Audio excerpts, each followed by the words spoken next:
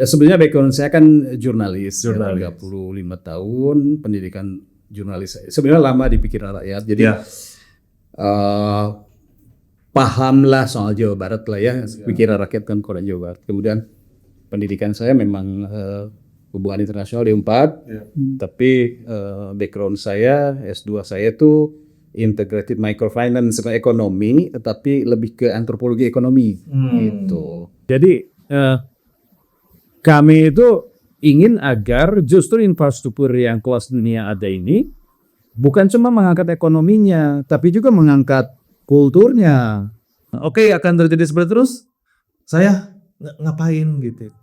Ya, kita komunitas itu harus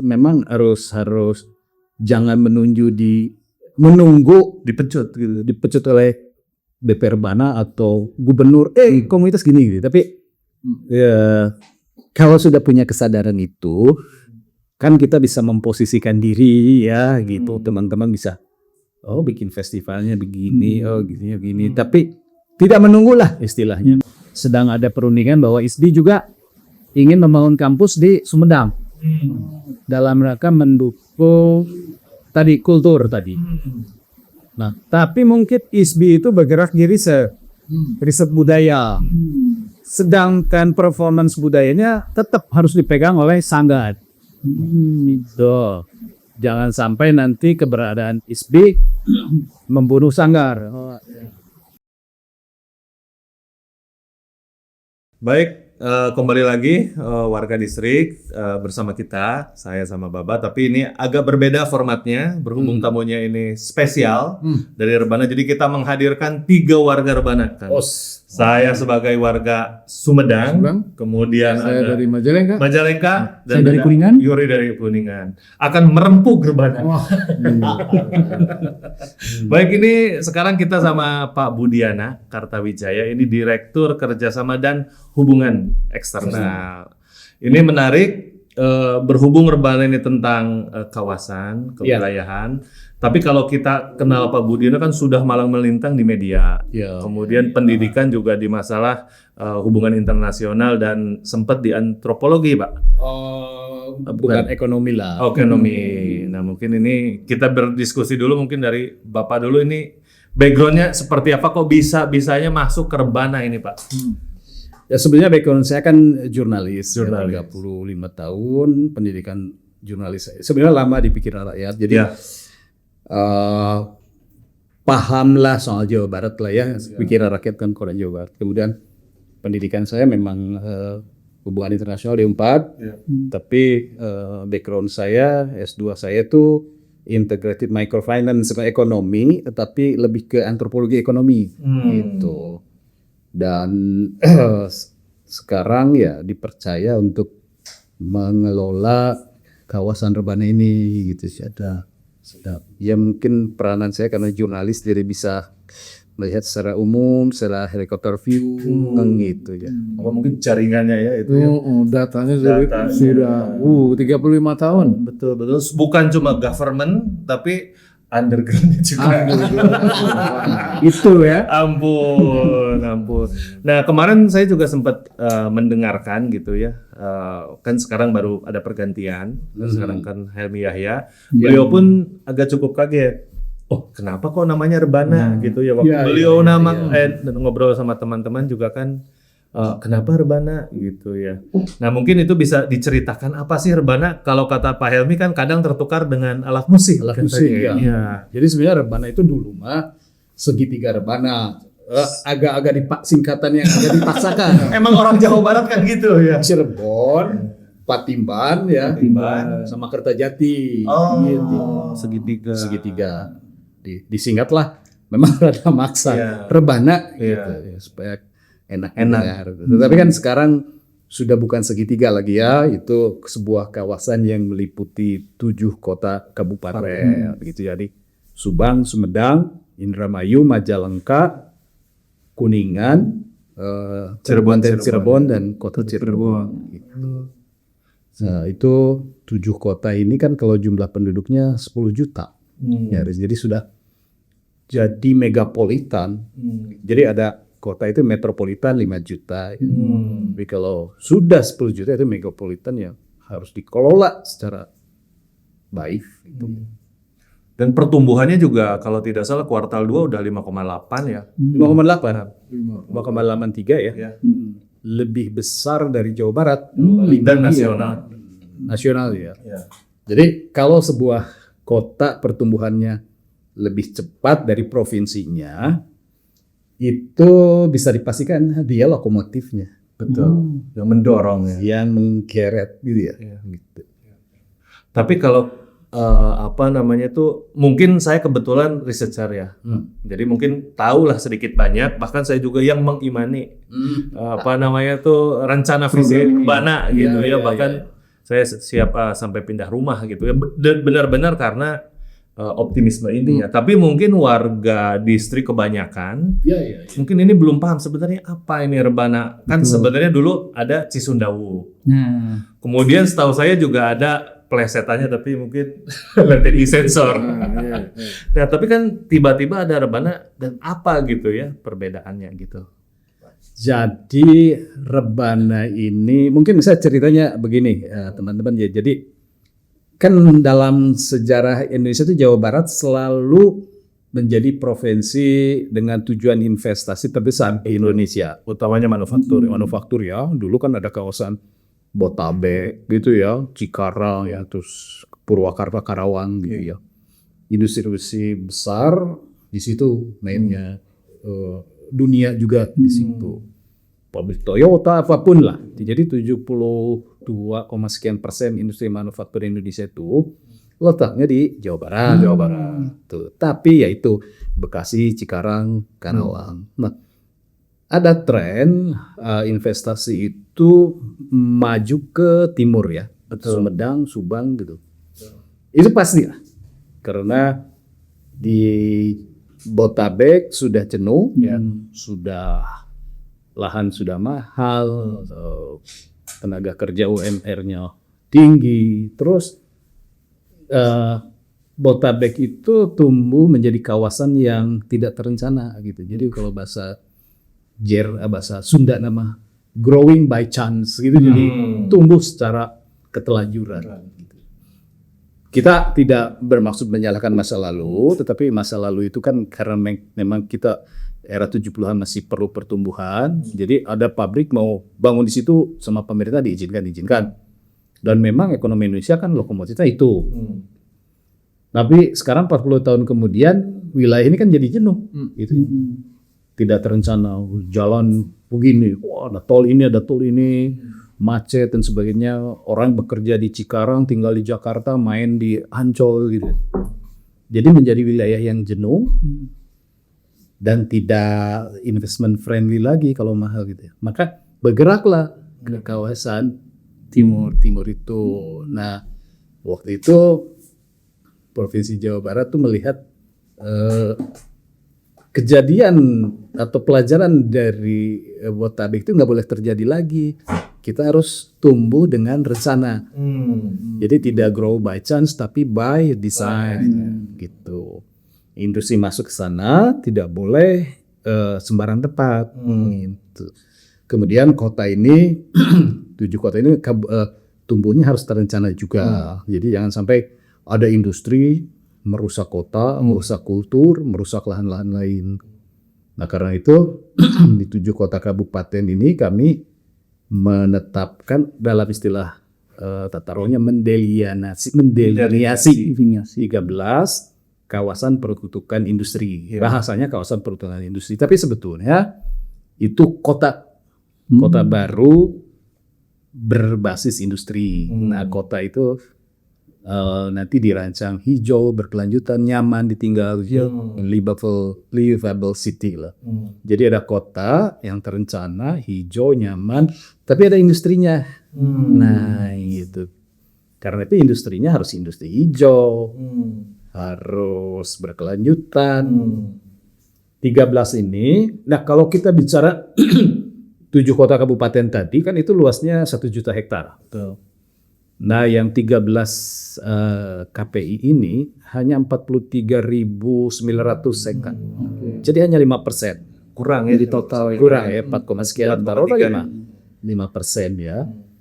Nah ini tuh industri-industri besar baik yang ekspansi ya, perluasan dari kawasan lama atau relokasi yang pindah dari Bandung Selatan nanti pindah, atau yang investasi baru dunia yang dari luar negeri. Dari Cina itu akan masuk ke situ, dari Cina, dari Jepang, dari Eropa akan masuk ke kawasan 7 kota ini. Tapi sejak awal kita jaga, jangan sampai di mana-mana, sehingga nanti lahan hijau tergerus, sawah tergerus. Kalau di Majalengka atau Indramayu lahan buah mangga gedong hilang. Jadi terkonsentrasi di satu itu. Dari situ Di 13 Di titik kota baru berbasis industri. ya, dan itu sudah di Sekium itu kan dengan Perpres kan, Perpres 87 tahun 2021. Jadi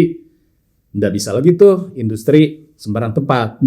Jadi nanti kalau dia datang, dia masuk ke OSS ya, One Single Submission. Di BKPM ya Kalau koordinatnya nggak masuk situ, nggak bisa. nggak bisa izin keluar. Gitu. Izin berarti Pak Budiana kalau kita simpelkan berarti Rebana ini ada 7 kabupaten kota yang didelineasi di dalamnya ada 13 Ya, kota baru berbasis industri. Jadi nanti industri-industri dari Jabodetabek, dari Bandung, bahkan dari luar, Vietnam, Cina, Eropa itu masuk ke sana gitu ya. Kenapa ke sana? Karena ada yang pertama ada lahan, ada fasilitas dan sumber daya manusia. Ya, seperti itu ya mungkin. Saya kira meningkatkan awareness ya, ikut ikut mengkampanyekan ya, gitu. Sebenarnya bukan mengkampanyekan badan pengelola rebananya, bukan, tapi mengkampanyekan bahwa fenomena wilayah kita ini akan begini loh gitu. Ada atau tidak ada badan pengelola rebana, wilayah ini akan jadi lokomotif karena sudah ada infrastruktur kelas dunianya. Kalau teman saya bilang nanti, so what Drap? Itu Apa benefitnya gitu ya buat mereka? Gitu. Oke, akan terjadi seperti terus. Saya ngapain gitu? Ya, kita komunitas itu memang harus jangan menunggu Dipecut gitu. dipecut oleh DPR Bana atau gubernur komunitas gini gitu. Tapi ya, kalau sudah punya kesadaran itu kan kita bisa memposisikan diri ya gitu. Teman-teman bisa bikin festivalnya begini, gini. Tapi tidak menunggulah istilahnya. Karena misalkan teman-teman sudah tahu nih bahwa kawasan kita itu mau disebut Rebana mau enggak akan ke sana lah.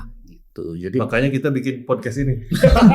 Salah satu untuk meningkatkan awareness ya, awareness Rebana ya. jadi yang kita harus mengawal sama-sama lah ya, mengawal pemerintah, DPRD-nya gitu ya, supaya konsep ini kita jaga gitu. Jadi kalau sudah ada 13 kawasan, pemerintah kabupaten atau kota jangan lagi memberi izin di luar ini gitu. Atau suka ada yang nakal kan, ini kawasan terus bikinnya nempel gitu. Memang tanahnya akan lebih murah, tapi kan ke depan akan spiralan ya, seperti nanti kayak Jabodetabek ya. Kalau di kawasan peruntukan industri tadi kan seperti itu kota. Nah, Pak Gubernur itu pernah mengatakan bahwa saya kalau perlu nanti kalau industrinya sudah tumbuh akan bikin semacam SK, orang yang kerja di kawasan itu harus tinggal di situ. Memungkinkan. Iya, harus didesain memungkinkan, dan si corporate itu yang 50 hektar itu harus bangun perumahan. Buat bekerjanya gitu. Jadi yang didorongnya itu tuh yang membangun pabriknya itu. Coba kalau misalnya sekarang ada pabrik sepatu dengan 10.000 karyawan. 10.000 motor dong setiap hari ya. Bisa hidup. Sudah tiap pagi. Di Majalengka kan. Tapi memang kawasan ini kan baru tumbuh ya. Artinya dia di Cipali Barat, Sumedang, Surya Cipta sudah punya master plan buat perkotaannya, sehingga di situ ada apartemennya, di situ ada perumahan karyawannya. Jadi 10.000 motor. Oh iya. Bahkan di Majalengka ada istilah baru, Kang. Bahkan ada lagunya namanya ternak teri. Ngatur anak, ngatur istri. Jadi tiap pagi ya ini bapak-bapak. Nah, sebetulnya kan ke depan juga di dalam pemikiran kita bagaimana sebenarnya Kang Arif ya kawasan-kawasan industri koneksinya. Nah, kalau di luar negeri kan Apa maksudnya koneksi? jadi misalnya koneksi dari tadi Kertajati, Jatiwangi contohnya. Jatiwangi atau Surya Cipta Subang ke Subang Timur, Cipali Timur atau ini. Kalau di luar negeri kan di Cina di mana si kawasan-kawasan industri itu sudah terhubung, jadi nggak perlu lagi pakai kendaraan gitu. Oh, maksudnya ada kayak Transportasi ini Iya kan ya. tapi itu tetap bottomnya kayaknya di government lagi ya, Pak. Iya government, tapi kan government itu harus punya rencana gitu. Dan harus sama. Jadi jangan yang punya cita-cita untuk koneksi itu Majalengka saja, gitu ya. Oh. Jadi ini Majalengka, kami ingin connect dengan Indramayu. Kami ingin connect dengan kawasan di Subang. Kayaknya ada kesulitan di situ ya kayaknya di pemerintahannya. Kayaknya itu. Ya, ini sesuatu koridor ekonomi itu konsep baru. Wah, ya, jadi koridor ekonomi itu sudah ada di Jakarta, tapi nggak ada badan pengelolanya, nggak ada yang awal. Jadi akibatnya sprawl kayak gitu. Gitu. Ada di Jawa Timur ada gerbang Kertasusila. Nah, kalau sekarang ini gimana tadi? Jadi contohnya tuh mau ada rencana Subang Majalengka nih. Iya, harus ada. Jadi di dalam master plan-nya bagaimana interconnect. Jadi kalau koneksi besarnya kan sudah ada tol ya, gitu ada rel. Tapi yang penting asasnya adalah koneksi tulang punggungnya sudah ada. Nanti koneksi kecilnya itu kan di dalam rencana juga harus terbang. Minimal yang segitiga tadi dari yang Papimban, Kertajati sama Cirebon itu mungkin Ya, kayak seperti sekarang misalkan di Subang yang Cipali Barat kan ada pabrik mobil BYD ya. Itu pabrik mobil listrik terbesar di dunia untuk setir kanan. Oh ya, jadi ekspor ekornya ke negara yang berbahasa Inggris lah, Australia tuh. Menarik ya. Itu kan sudah ada koneksi ya dari Jakarta ke Cipali kan sudah ada tol. Tapi ke Patimban belum kan? Nah, baru sekarang dibangun tol dari Surya Cipta tempat atau Subang Smartpolitan tempat BYD itu ke Patimban sedang dibangun. Jadi kalau kawasan-kawasan itu tumbuh pasti ada koneksi sengkennya yang akan dibangun. Gitu. Nanti kalau Kertajati sudah tumbuh kan sekarang Majalengka baru ada Medland ya. Yang Medlam itu untuk properti, bangun hotel, ya bangun perumahan, kemudian ada Kiem manufaktur ya, kawasan industri ya. Nanti kalau Kertajatinya sudah penerbangan haji rutin dari situ, logistik dari situ, pasti kan akan ada tuntutan konektivitas dari Kertajati ke Patimban. Ada rencana untuk bangun tol dari Patimban ke kilometer 115 sehingga nanti betul-betul Rebana itu jadi hub logistik. Ya. Nah sekarang Kertajati kan bandaranya belum ya, ini. Tapi itu soal waktu lah. Karena misalkan di Majalengka sekarang ada Politeknik Swiss yang sekarang sekitar 2.000 dari rumah ke Swiss. Sorry, ini Swiss. Polman apa? Polman kan yang terbesar di Indonesia Bandung. Nah tadi kalau kita bicara soal kesiapan daerah ya, Kang Arif kan kita bangun ITB kampus Cirebon, bukan Jawinangun, Polman di Majalengka gitu, supaya nanti industri-industri yang teknologi tinggi masuk, tenaganya siap. Nah kalau Polman kan sudah mulai semester ini dia jalan ya, gitu. Nanti Majalengka itu akan jadi game changer lah, gitu. Dari kota pensiun ada bandara dong, itu ya, ada kampus, ada signifikan perubahan kawasan industri hijau dan sebagainya, gitu. Pasti tumbuh. Nah pasti kan, saya ingin konektivitas ke Indramayu, pasti dibangun. Di revisi yang ya Kang ya. Sebenarnya master plan ini sudah ada, kan? paling izinkan kita coba perlembut. Jadi kan kita tuh percaya bahwa regional development kan pilarnya itu 3 ya. Ekonomi, tadi kita sudah banyak explore, kemudian environmental, sustainable tadi sempat juga disentuh ya. Nah, ada yang ketiga itu tuh kita percaya itu culture and education. Apalagi tadi sempat dibahas badan otorita rebana ini kan di bawah Pemerintah. provinsi yang memang sekarang kan Pak Dedi, Pak KDM itu Bapak Aing sangat concern terhadap culture. Nah itu apakah ada desainnya atau seperti apa? Ataukah memang ini fokus hanya di economical issue? Nah itu seperti apa tuh Pak? Kalau Pak Gubernur itu kan bicaranya jalan teknokratik ya. Tapi substansinya sama. Jadi misalkan nata kota menurut lembur.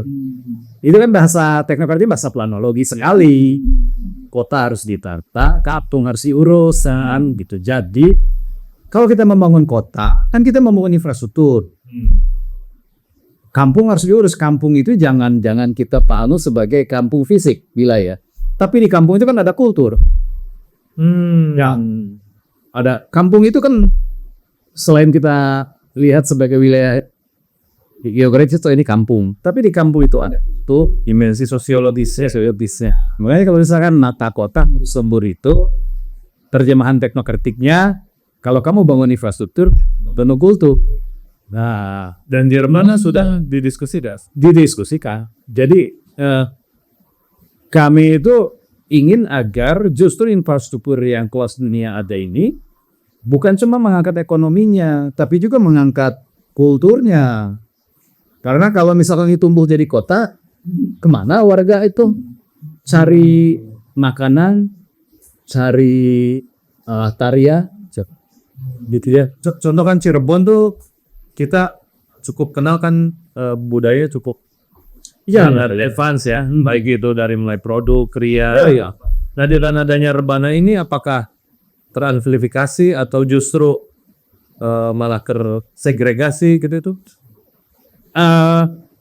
Kalau kita lihat ya angka-angka makro, misalkan bagaimana makanan-makanan Cirebon naik ya. Ada empal bengkong, ada nasi lengko, ada apa. Nah, sebetulnya itu kan yang dicari ya. Ada batik terus gitu. Kalau nggak ada kultur gitu, orang nggak akan pergi. Gitu. Tapi kalau strategi realnya kan tadi ekonomi kan mendatangkan investor atau mendatangkan perusahaan-perusahaan yang besar untuk membuat pabrik di sini gitu. Jadi so dari sisi budaya itu strategi prioritas bahkan dalam mengangkat hal itu di area Rebana. Ya, jadi ke dalam ekosistem Rebana itu kan ada sub ekosistem pariwisata. Iya, gitu. Pariwisata itu ada kuliner, ada batik, ada pertunjukan seni, ada tari topeng, gitu ya. Nah ini kan harus hidup, tidak boleh dibunuh. Karena perencanaan kota yang baik adalah mengakomodasi atau perencanaan itu harus mengikuti local endowment gitu. Artinya kalau ada jala, ada air itu terhalang oleh ininya bukan ini yang singkirkan. Nanti si air ini gimana belok gitu. Jadi bagaimana si kultur ini harus kita pelihara. Karena wisata itu kan sebetulnya orang gurun pasir mencari laut, orang laut pergi ke gunung pasir, gitu ya. Orang yang di daerah es pergi ke daerah tropis. Jadi manusia itu selalu ingin ciri khas gitu. Nah, kalau kita di Cina itu jelas sekali infrastruktur dan kultur dua sisi mata uang yang sama. Jadi kalau kita dengarkan pidato Xi Jinping bilang kami itu politik luar negeri hanya ingin diakui bahwa kami ini unik, gitu. Kami ini unik. Intinya itu. Jadi kalau kami seperti melawan Barat, dia bukan gitu ya tentang mereka. Kami itu hanya ingin menunjukkan ini loh keunikan kami. Nah, kita tuh kan harus bangga dengan Jati diri. Dan ya tari topeng gitu harus munculkan lagi. Tentu medianya bisa bermacam-macam ya, bisa performance, bisa lewat event gitu ya, event, bisa lewat media, lewat film, itu. Sehingga kalau orang dari Jawa Tengah masuk ke Cirebon, tetap vibe-nya terasa. Dari Bandung ke Majalengka itu kan sudah sekarang itu terasa, beda ya gitu. Beda kalau kita misalnya Jakarta ya, Jakarta kan Betawi, begitu masuk Bekasi, Jakarta, kerasa nggak vibe-nya? Nggak gitu kan. Nah itu kan sebuah kecelakaan kultural. Di Rebana ini nggak mau terjadi seperti kita nggak mau. Dan tidak boleh. Karena itu biarlah boleh. Dalam master plan-nya ya Budaya itu melatih sampai ke situ itu di Indonesia belum ada contohnya, Pak Budi ya. ekonominya bagus, culture-nya sebenarnya pada contoh kecil ada di Bandung. Songangklung Ujo ya gitu. Songangklung Ujo itu kan ekosistemnya tumbuh. Penonton datang, orang beli souvenir dari bambu, pohon bambunya tumbuh kan, anak-anak menari Indo. Atau mungkin kalau kelasnya regional mungkin Bali itu bisa disebali. Bali kan sedoli nggak punya pabrik.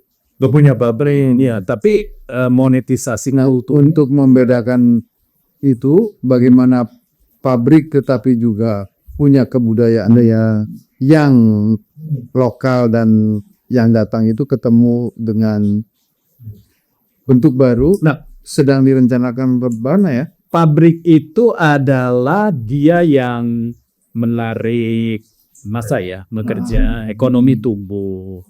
Nah, orang-orang yang bekerja di industri itu kan perlu wisata. Bahkan di Rebana itu pabriknya itu bisa jadi tempat piknik juga. Ya, kita mendesain bahwa ada industrial tourism gitu ya. Ada sport tourism, ada kultur tourism, ada kuliner tourism, ada industrial tourism. Itu kayak gimana? Jadi misalkan kalau pabrik B dia di Cina itu kan dia punya museum. Dia menampilkan sekian puluh ribu hak patennya. Gitu ada. Dan kalau kita pergi ke pabrik teh Cina gitu, selalu didesain jadi tujuan wisata. Kita datang ke sana, tiba-tiba kita disuruh duduk di bioskop, cerita tentang teh jasmine itu di sekitar Nanning. Dia cerita bagaimana Cina dengan Jepang perang gitu ya, bagaimana di Jepang menghancurkan tanaman teh sampai itu hidup lagi gitu. Kemudian setelah itu kita melihat pabrik tehnya, kita ada teknologinya, terus mencicipi berbagai produk sehingga Bali. Bukan cuma Cina kan, negara lain juga melihat bahwa kita tidak boleh lagi berpikir sekat-sekat. Oh ini mah industri, ini mah pariwisata, itu bisa dibilang ya. Dulu kan industri dengan sport, olahraga dengan wisata misah. Sekarang ada namanya sport tourism gitu ya. Berarti ada industrial tourism. Jadi pabrik-pabrik itu harus membuka diri untuk dikunjungi. Ya. Dan pengalamannya ini juga ya. Sehingga turis itu kan sebetulnya market mereka. Ini ya. Kalau saya itu sebagai makhluk bisnis, saya udah mulai kebayang ya. Oh, mungkin kayak butuh batu koral, butuh pasir ya. Ini sangat pragmatis gitu ya.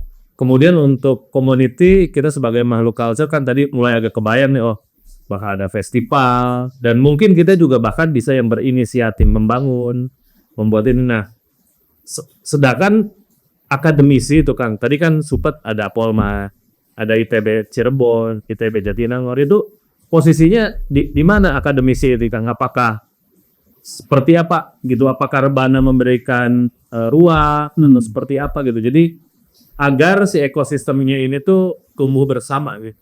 Ya, kalau akademisi itu kan kayak kampus ITB, Polman, ya kita harapkan membangun SDM unggul ya. Dan juga kita harus mau ada tadi 574 SMK nih, bagaimana supaya mereka siap dengan kultur industri baru yang naik tes gitu kan. Bahasa Sunda nama ini pikiran kita juga. Riset ke arah sana. Riset ke arah sana. Misalkan ISBI itu yang Bandung ya, dengan Bupati Sumedang sedang ada perundingan bahwa ISBI juga ingin membangun kampus di Sumedang dalam rangka mendukung tadi kultur tadi. Nah, tapi mungkin ISBI itu bergerak di riset budaya. Sedangkan performance budayanya tetap harus dipegang oleh Sanggar. Gitu. Jangan sampai nanti keberadaan ISBI membunuh Sanggar. Oh, ya.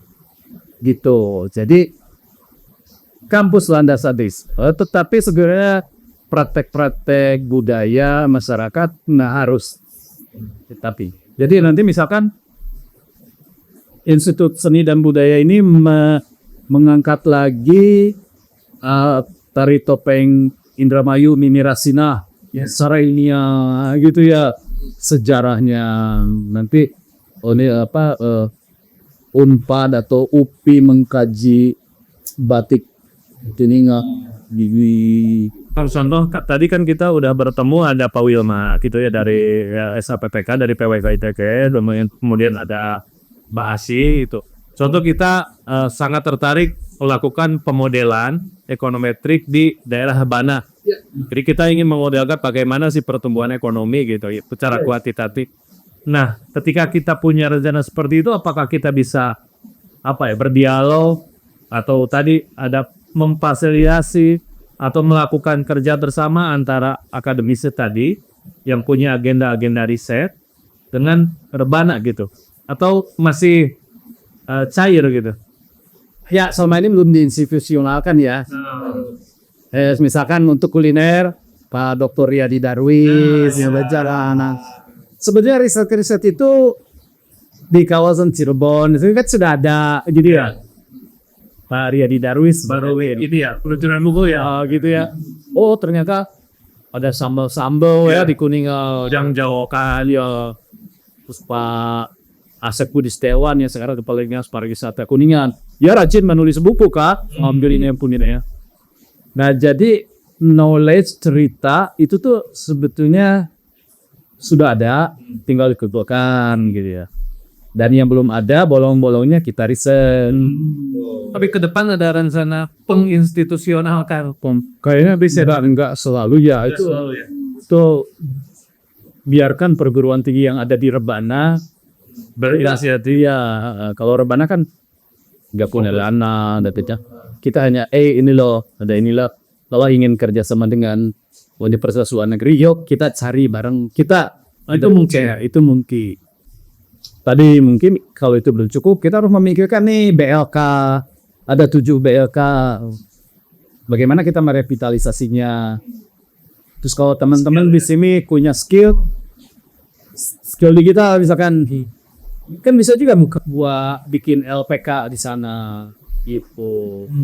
Di LPK ya, Apindo mau bikin LPK, Lembaga Pelatihan Keterampilan. DLK kan menyapa berita. Kita komunitas, saya ingin Jatiwangi ingin memberikan, kita punya knowledge, ingin memberikan sumbangsi pelatihan AI pelatihan packaging lagi. Sangat welcome. Jadi kalau sudah tahu kawasan ini bakal ke sana, kan teman-teman bisa lebih jelas kontribusinya ya gitu. Saya ingin meng-packaging peyum gitu. Ini menarik kan, tadi kan bicara tentang implementasinya di Majalengka ada industri, kemudian juga tadi di Subang ada industri. Kalau bergeser ke Kuningan nih kan, ini implementasi itu bentuknya apa? Apakah akan bangun industri juga atau ada hal lain yang sebetulnya yang 13 tadi itu tidak ada ya di kota Cirebon sama di Kuningan. Tapi bukan berarti di kota Cirebon dan Kuningan nggak ada industri. Di Kuningan ada industri. Tapi industri wisata Nah, ini menarik dalam bisa ya. Itu tuh beda sendiri ternyata itu. Bukan industri yang ini ya, manufaktur ya ternyata ya. bukan. Industri kan Betul, betul. salah satu kesalahan kita dalam berpikir adalah industri itu pabrik. Oh, mindsetnya seperti itu Kang ya. Kebanyakan kita tuh masih memahami industri itu membuat pabrik. Itu enggak. Iya. Industri itu adalah bagaimana mengelola sesuatu berdasarkan asas-asas yang ya teknologinya value. Jangan sampai ya Indonesia itu kalau kata ada Wan Raharjo, kita tuh memahami industri itu sebatas membangun pabrik. Itu Bukan. Jadi kebagian. Oh, ada kata tourism ya. Sehingga misalkan karena pemahaman kita sangat sempit terhadap industri, industri itu adalah bikin pabrik. Gitu. Sehingga sawah kamu harus menala. Kita industri. Padahal ada agroindustri. Betul. Hilirisasi pertanian ya. Ada gedok, udah bisa kita industrialisasi, ya begitu. Pakai teknologi, packagingnya dikelola secara industri. Hingga bisa ekspor misalkan Kang. Jadi industri itu apa? Cara mengelola. Jadi kebanyakan itu makanya industri itu pabrik, pencemaran, Berubah gitu. itu tuh harus sport tuh ya, gitu. Bagaimana kita memanfaatkan keindahan Gunung Ciremai dengan membuat Ciremai Rami asik ya. Bapak, Mas Yuri kan ini roda pembangunan kan sedang berderu positif di Rebana. Kira-kira tuh kita sebagai warga itu ada yang perlu apa ya? Waspada nggak ya? Atau apa? Tadi kan hal-hal positifnya tuh Tantangannya mungkin ya masih itu Baba atau Mas Yuri itu sebagai warga mumpung ada Pak Budiana itu siapa tahu bisa dikonfirmasi gitu. Saya boleh Ada. minum? Wah, boleh. Wah. Minum dulu. Mantap. Ini juga jadi kata Rabins ini tuh inisiatif warga dalam hal konservasi Ciremai. ya. Iya, dengan menggunakan media kopi. Nah itu tadi balik lagi, Baba atau Mas Yuri, kira-kira ada kewaswasan atau apa ya? Biar Pak Budiana siapa tahu, nggak kayak gitu nih, yang gini nih. Mungkin tadi ya Pak Budi terkait kalau di hingar-bingarin nyampainya kan di Sumedang, di Majalengka, di Kuningan ini kayaknya masih agak kurang soundingnya agak kurang nih. Tapi mungkin khawatirnya itu ya apa bukan Takut gak diajakin. Dennis gue Rebana. Ya, dari Nevi. Ini atau mungkin tantangannya nih kalau misalnya saat implementasikan Rebana gitu kan, strategi Rebana ke Kuningan itu kan gimana? Jadi Makanya saya datang ke sini. Untuk kan setelah ngobrol saya jadi masa buat sendiri. Ke Kuningan nih cerita kantor deh itu. kalau misalnya Pak Yuri bisa mengorganize anak-anak muda di sana gitu ya. Oke, kita datang. Nanti dibantu Babak nih kayak ini ya. Kita sudah berpengalaman nih Pak ya. Kita udah mulai ada 10 juta orang. Betul. Bukan lagi cuma Bukan di Kuningan aja ya. Kuningan tuh diikin ke kayak di 9 juta Bang. Itu bukan. Ini kita betul. Kesadaran itu yang perlu kita. Ya. Jadi kalau ada pesanan kolektif jangan Ya. Jatiwangi Festival tapi Jatiwangi Rebana. Dari Rebana bentuk punya. Ya, Oke. Nanti saya juga akan minta industri itu jangan kawasan industri Metlan, tadi soal saya ada depanannya.